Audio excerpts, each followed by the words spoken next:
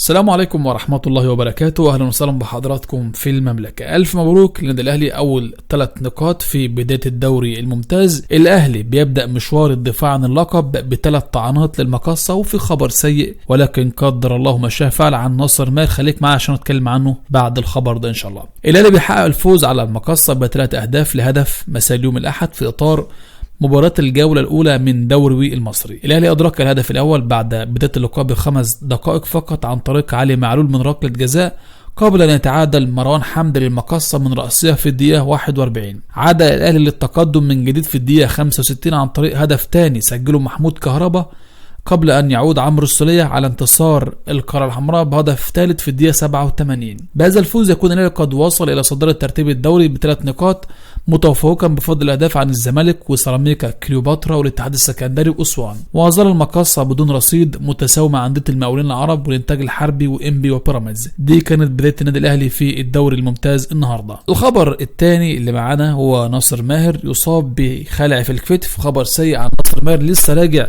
علشان يشارك مع النادي الأهلي في بداية الدوري الممتاز، وكان في إعارة، ولكن اللاعب في الوقت بدل الضائع سقط على الأرض ونزل الجهاز الطبي. خرج اللاعب ونزل منه أو بدل منه اللاعب أكرم توفيق.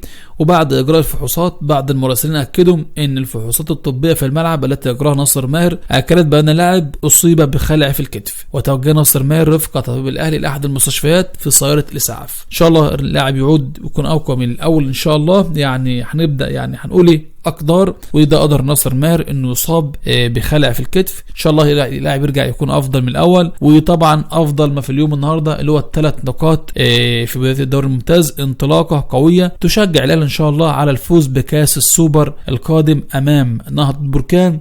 وطبعا زي ما انتم عارفين الأهلي هيشارك في كأس عالم الأندية في شهر 2 في السنة القادمة إن شاء الله. متنساش تعمل لايك للفيديو ده، اشترك في القناة وفعل جرس الإشعارات. شكرا لكم والسلام عليكم ورحمة الله وبركاته.